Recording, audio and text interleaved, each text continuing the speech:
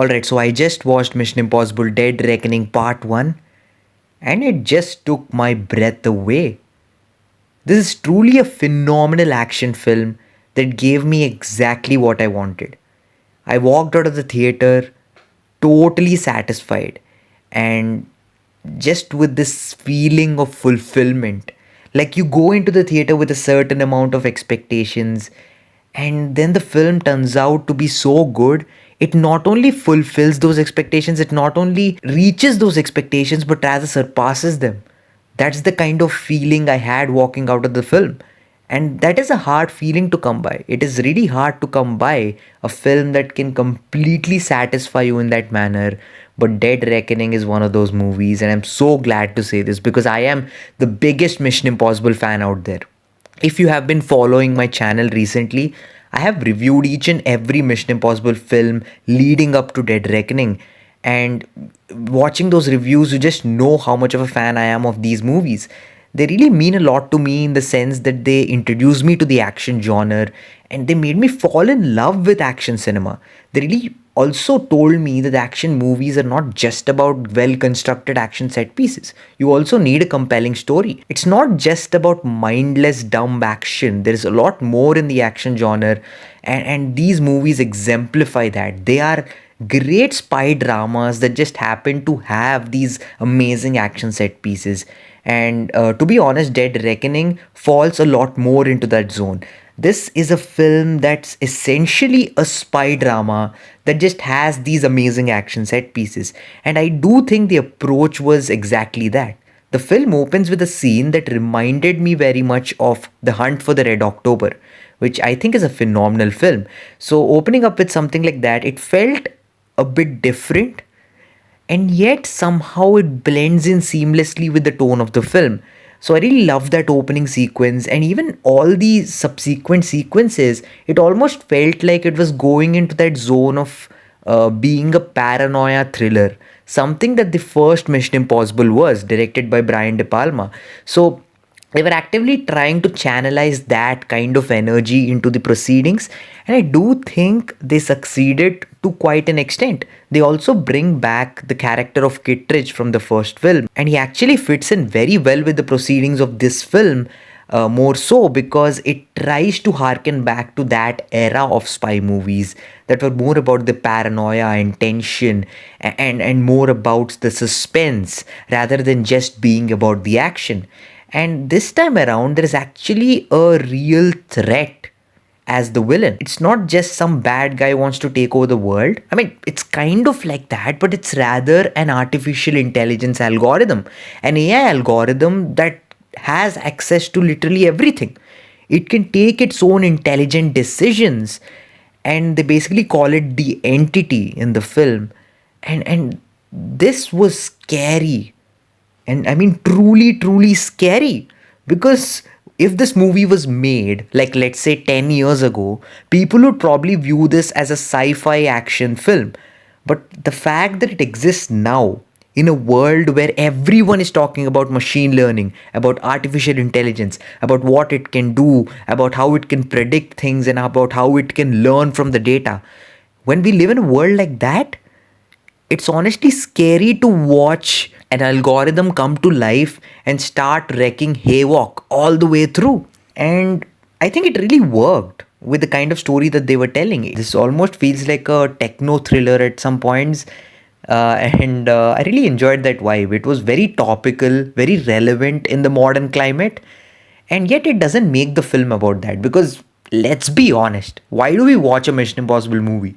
We just want to see Tom Cruise do crazy stuff. Let's be very honest to the core. That's why we watch a Mission Impossible film.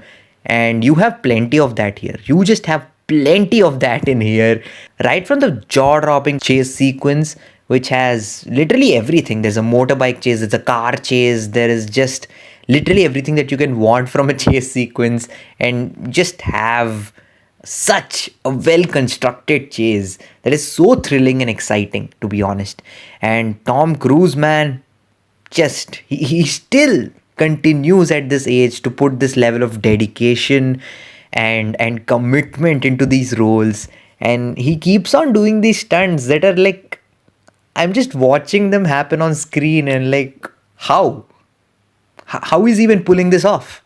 If you've seen that video, which of course everyone has seen, Tom Cruise literally jumps off a cliff and then he lets go of his bike and parachutes his way down. That was just insane. I mean, that scene plays out a little towards the end of the film. And when it happened, it's such a breathtaking moment. The entire theater went silent. I'm not kidding. People were cheering and clapping up to that point, up to the lead up where he's starting up the motorbike. The moment he jumps, the entire theater went silent. And that is literally because of how intense all of it was. I was clutching the handles of my seat while watching it. That's how intense the entire thing was. And it is because someone like Tom Cruise is ready to put in all of the work that these movies work to a higher degree than they usually should have. And that's what makes the Mission Impossible franchise the Mission Impossible franchise. That's why this franchise works.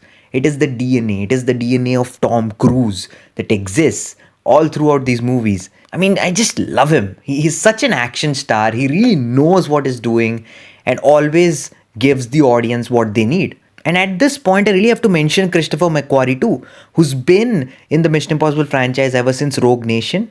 And he has consistently proved to be a competent action director.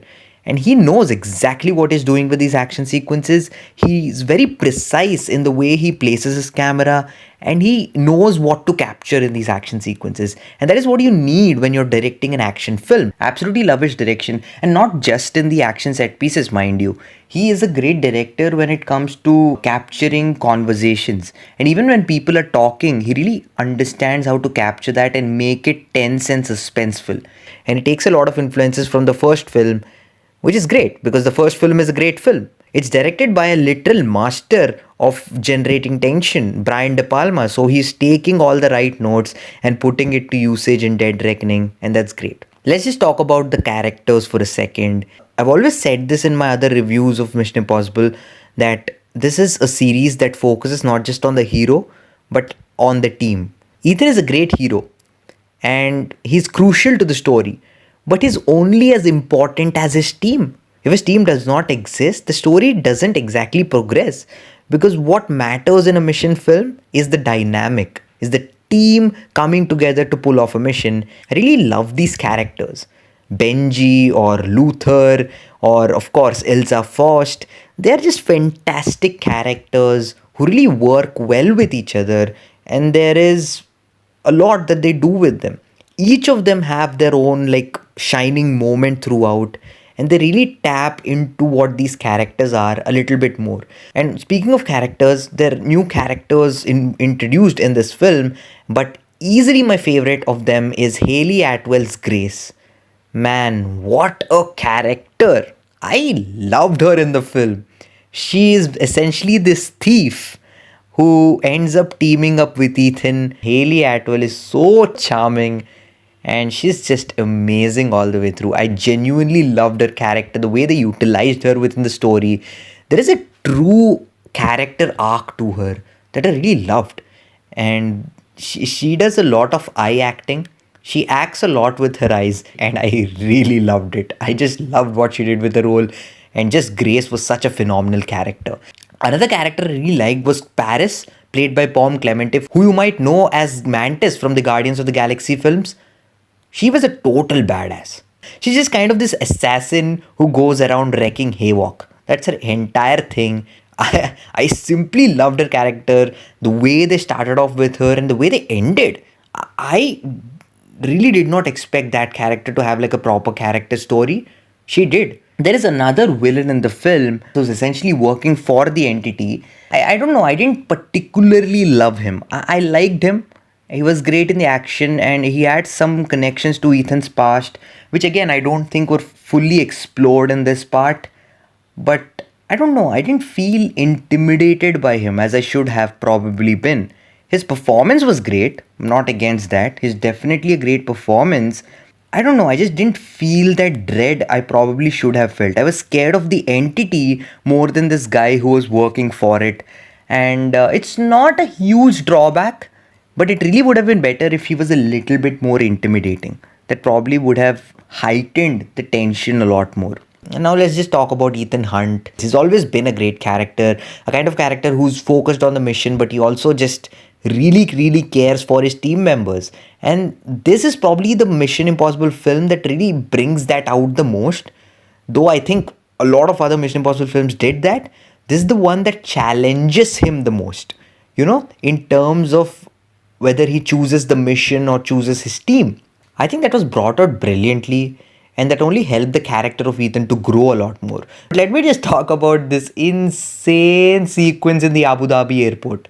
Loved this sequence. It was some 20 or 30-minute long sequence that takes place, and man, it was so tense, so thrilling, and I absolutely loved it. And of course, the final train sequence. The way they constructed that entire train sequence, I'm not just talking from an action perspective, the action was phenomenal.